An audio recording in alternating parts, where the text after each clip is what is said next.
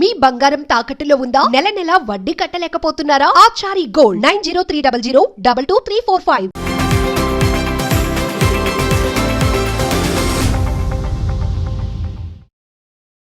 నమస్తే, welcome to magnet TV. నేను ఆదిత్య. రాజన్న సిరిసిల్ల జిల్లా చందుర్తి మండలంలో దారుణం చోటు చేసుకుంది. మరి ఒక యువకుడు వరుసకు అమ్మమ్మయ్యే ఒక వ్యక్తిని అతి దారుణంగా రోడ్డు మీద నరికి చంపినటువంటి ఘటన మన సోషల్ మీడియాలో చూస్తూనే ఉన్నాం. మరి ఎందుకు ఇలాంటి పరిస్థితులు వచ్చాయి? అసలు ఇలాంటి ఒక టెక్నాలజీ పరంగా ఇంత ముందున్నటువంటి సమయంలో కూడా ఇలాంటి ఘటనలు ఎందుకు ఇంకా పునరావృతం అవుతున్నాయి? అంటే ఒక మనిషిని అంత ఈజీగా ఎలా చంపగలుగుతున్నారు? ఇలాంటి ఎన్నో అంశాల గురించి తెలుసుకునే ప్రయత్నం చేద్దాం. ప్రస్తుతానికి మనతో పాటు ఉన్నారు ప్రముఖ సోషల్ యాక్టివిస్ట్ మనోజ్ నామాల గారు. ఒకసారి మేడంతో మాట్లాడదాం. నమస్తే అమ్మా. నమస్తే ఆదిత్య. ఎలా ఉన్నారు? ఫైన్ ఆదిత్య. అమ్మ చెప్పండి, రాజన్న సిరిసిల్లలో చూసినటువంటి ఘటన మనం చూసాము. అతి దారుణంగా పెద్ద ఆవిడ్ని నరికి చంపినటువంటి ఘటన అది. సో అసలు అబ్బాయి సైకాలజీ ఏ విధంగా ఉంది? అసలు ఎందుకు ఇలాంటి పరిస్థితులు ఇలాంటి ఒక టైంలో కూడా? ఈ మనోజ్ అనే కుర్రోడు ఇంతకు ముందు కూడా దసరా నవరాత్రుల్లో ఏదో పాత కక్షలు గొడవలు అయినప్పుడు, పాత కక్షలు కాదు, వాళ్ళతో ఉన్న గొడవల కారణంగా జైలుకి వెళ్ళి రిలీజ్ అయ్యి వచ్చాడు. నేనేమంటున్నానంటే జైలుకి వెళ్ళిన వాళ్ళందరూ కూడా, అందరు కాదు, కొంతమంది అక్కడ కూడా ప్లాన్లు వేసుకుని బయటకు వస్తున్నారేమో అనుకుంటున్నాను. ఎందుకంటే దొంగలతో సహవాసం ఉంటుంది కదా అక్కడ.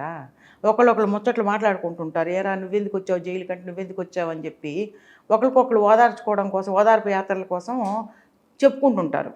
ఆ సందర్భంలో అసలు హత్యలు ఎలా చేయొచ్చు, ఎలా తప్పించుకోవచ్చు, ఏ హత్య చేస్తే ఎలా లొంగిపోతే మనకి శిక్షలు తక్కువ పడతాయి, పైగా అలవాటు పడిన వాతావరణం, జైల్లో అన్ని రోజులు ఉండొచ్చాడు కదా, హ్యాపీగా మళ్ళీ ఒకటి వేసేసి లోపలికి వస్తే హ్యాపీగా పబ్బం గడిపేసుకోవచ్చు. ఇక్కడ 3 పూటలు తిండి, ఆ తర్వాత మార్పు కోసం చూస్తుంటారు.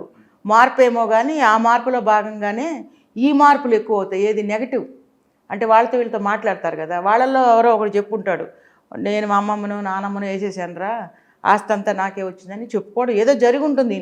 డిస్కషన్స్ అయితే అయి ఉంటాయి.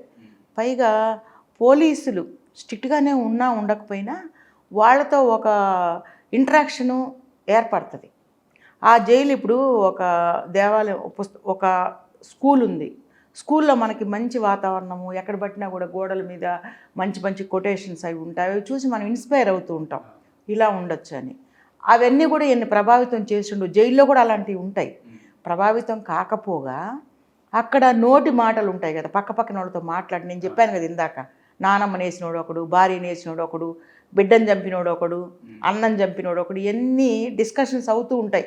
అంటే మంచి విషయాలు తెలుసుకునేటువంటి ఒక ప్రదేశంలో పెట్టినా కూడా హంతకులు, దొంగలు, రకరకాల మనుషులు, మనస్తత్వాలు ఉండే మనుషులు అక్కడ ఉండడం వల్ల వాళ్ళ యొక్క ప్రభావం కూడా ఈ పిల్లాడి మీద ఉంటుంది. బేసికల్గా వీడు కూడా అదే కేటగిరీ, చంపేసే కేటగిరీ. అంతకుముందు కూడా పెద్ద గొడవలు అయ్యి వచ్చాడు. ఇప్పుడు మళ్ళా స్కెచ్ చేసుకొని ఉంటాడు, బయటికి వెళ్ళాక ఏం చేయాలా, ఫ్రీగా డబ్బులు ఎట్టొస్తాయి, ఒక రౌడీయిజం, ఒక గూండాయిజం ద్వారా చంపేస్తానంటే భయపడతారు ఎవరైనా. ఇప్పుడు ఎవరైనా చూడండి, రోడ్డు మీద కత్తి పెట్టేసేసి పర్సిస్తావా లేకపోతే నేను చంపేయమంటావు అన్నాడు అనుకో, ప్రయారిటీ దేనికి ఇస్తారు? డబ్బులు ఇచ్చేస్తారు, ప్రాణానికి ప్రయారిటీ ఇస్తారు. అట్లానే ఇదేదో బాగుందే ఈ గూండాయిజం చేస్తే ఆ జైల్లో కొన్ని రోజులు ఉండి డబ్బు ఉంటే ఏదైనా మేనేజ్ చేసుకోవచ్చు. మీరు ఇది గుర్తుపెట్టుకోండి, డబ్బు ఉంటే ఏదైనా మేనేజ్ అంటే ఏంది, చట్టాన్ని కూడా అవసరమైతే కొనుక్కోవచ్చు. అదైతే నేను నిజంగా అంటే నేను చట్టాల మీద గౌరవం లేకను, పోలీసు వాళ్ళ మీద గౌరవం లేక నేను ఈ మాట మాట్లాడలేదు. ఈ మధ్యకాలంలో ఎక్కడికి పోయినా కూడా, కోర్టుకి వెళ్ళినా పోలీస్ స్టేషన్కి వెళ్ళినా కూడా డబ్బుతో పనులు అవుతున్నాయి. అంటే తప్పు చేసిన డబ్బు ఇచ్చాడనుకోండి, అది మాఫ్ అయిపోతుంది.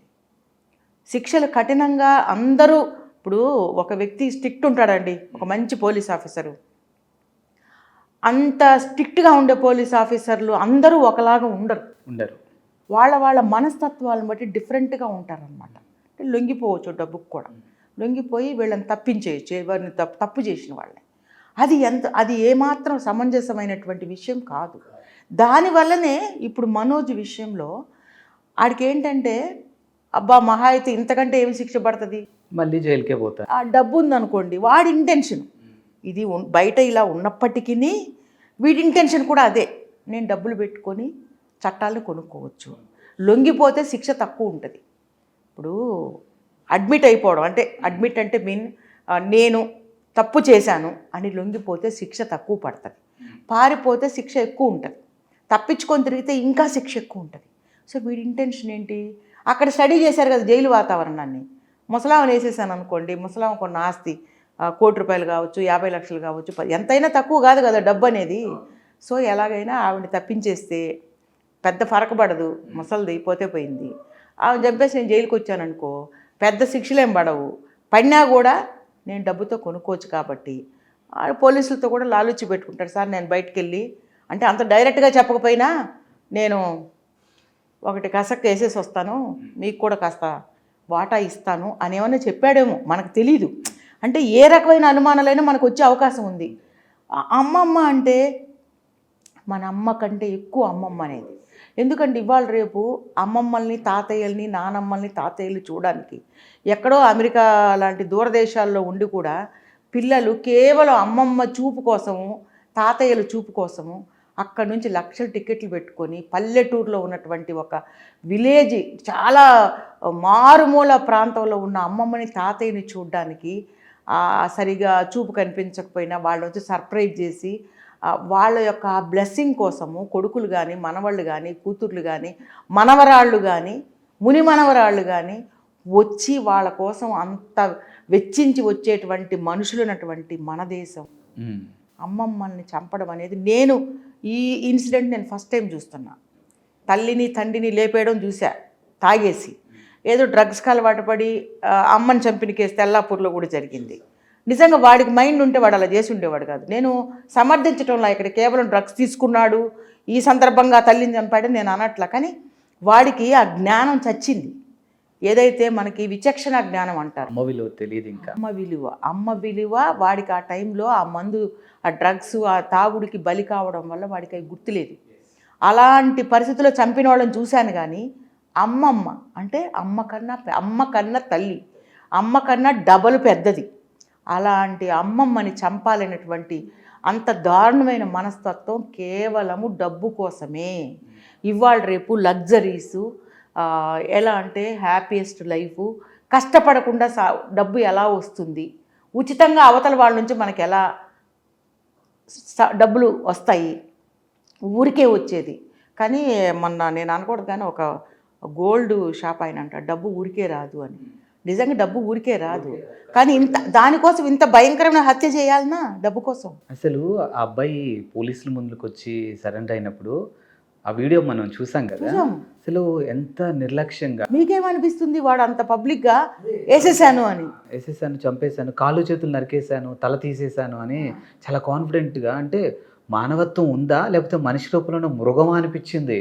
అంటే ఏంటి, నేను ఇప్పుడు ఈ ముసల్దాన్ని వేసేసాను కాబట్టి ఇంత పెద్ద ఆవిడనే వేసాను, నా దగ్గర విలువలు లేవు, నా దగ్గర హ్యూమన్ రిలేషన్స్ లేవు, బంధాలు లేవు, నేను వేసేస్తాను కాబట్టి నా అమ్మమ్మనే వేసాను అంటే ఎవరినైనా నేను చంపగలను. సో జైలుకి వెళ్ళినా కూడా వాళ్ళు తిరిగి వస్తాడని వాడికి గట్టి నమ్మకం. అంటే ఏంటి, ఏదో ఒక అండ, అది నేను మన పోలీసులను అంటున్నానని కాదు, ఏదో ఒక అండ ఉంది ఆయనకి. కానీ అలాంటి క్రూర మృగాలు మనుషుల మధ్య ఉండడం కంటే కూడా ఆ 4 గోడల మధ్య ఉండడమే కరెక్ట్ మాట. అలాంటి వాడికి నేనేమంటున్నానంటే చట్టాలని కానీ పోలీసులను కానీ నేను రిక్వెస్ట్ చేస్తున్నా, ఆయనతో లాలూచి ఎవరికి ఉందనేది మనకి తెలీదు, మనం అనుకుంటున్నాం. కానీ నిజంగా లాలూచి ఉన్నా లేకపోయినా వాడిని మాత్రం ఇప్పుడు ఈ ఇంటర్వ్యూ చూస్తుండి ఉంటారు, ఖచ్చితంగా వాడికి కఠినమైన శిక్ష పడకపోతే రేపటి రోజున ఇంకా దారుణాలు జరిగే అవకాశం ఉంది. తల్లును చంపే సంఖ్య పెరగచ్చు, తండ్రిని చంపే సంఖ్య పెరగచ్చు. బిడ్డను చూడండి, వేరే యొక్క రిలేషన్స్ కోసం కన్న బిడ్డల్ని విషమిచ్చి చంపిన తల్లులను చూసాము, తండ్రులను చూసాము. భార్య తప్పు చేస్తుందని తండ్రి తన బిడ్డల్ని చంపేసి తను కూడా వెళ్ళి చచ్చిపోయిన సందర్భాలు ఉన్నాయి. ఇంత భయంకరమైనటువంటి మానవత్వానికి విలువ లేనటువంటి సమాజంలో మనం జీవిస్తున్నాం. కాబట్టి జరిగే ప్రతి చర్య కంటే ఎటువంటి హత్య, కుటుంబ బంధాల మధ్యలో జరిగేటువంటి ఎటువంటి హత్యనైనా కూడా ప్రోత్సహించడానికి వీల్లేదు. శిక్షలు కఠినతరం చెయ్యాలి తొందరగానే. అంటే మనకి ఇప్పుడు లైవ్లో పబ్లిక్లో ఇంతమంది చూస్తుండగా వాడు ధైర్యంగా 2 ముక్కలు చేశాను నేనని చెప్పి చూపించి లైవ్లో చంపాడు. కాబట్టి అంతకంటే ఎవిడెన్స్ ఏం కావాలి? సాక్ష్యం లైవ్లో చూసిన వాళ్ళు చాలామంది ఉన్నారు.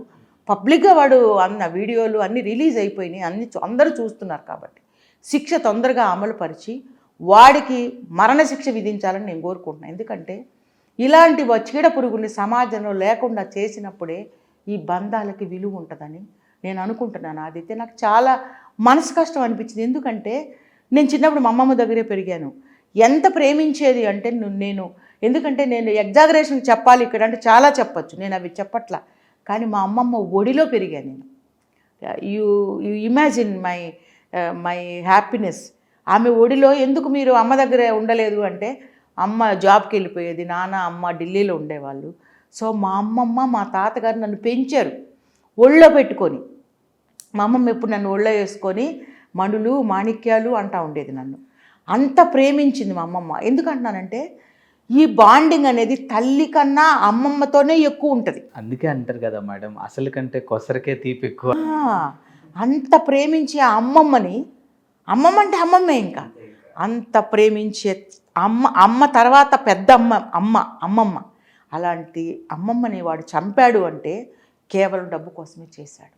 ఈ బంధాలని ఇలా చంపేస్తున్నటువంటి మానవ మృగాల్ని కఠినంగా శిక్షించాలి. అలాంటి వాళ్ళు ఏరి పారేయాలి. కలుపు మొక్కలు లాంటి వాళ్ళు. ఈ బంధాల మధ్యలో నిప్పు పెట్టేటువంటి దుర్మార్గులు. ఈ మనోజ్ అనే వ్యక్తికి కఠినమైన శిక్ష వెయ్యాలని నేను మన బంధాల్ని, ఎవరైనా సరే ఈ బంధాలని ఇలా కాపాడకుండా ఇలా హత్యలు చేసి భార్యను చంపి, భర్తను చంపి, బిడ్డల్ని చంపి, అత్తమామల్ని చంపి, అమ్మా నాన్నలను చంపి ఇలాంటి దుర్మార్గులకి కఠినమైన శిక్షలు వెయ్యాలి. ఆ శిక్షలు కూడా చాలా తొందరగా వెయ్యాలి. ఇలాంటి వాళ్ళకి యావజ్జీవ కారాగార శిక్ష, 10 ఏళ్ళు జైలు శిక్ష సరిపోదు. వాడు ఎలా వాళ్ళ అమ్మమ్మని చంపాడు నడు రోడ్డు మీద, వాడిని కూడా 10 మందిలో షూట్ చేయాలని నేను మనస్ఫూర్తిగా కోరుకుంటున్నాను. Aditya, thank you.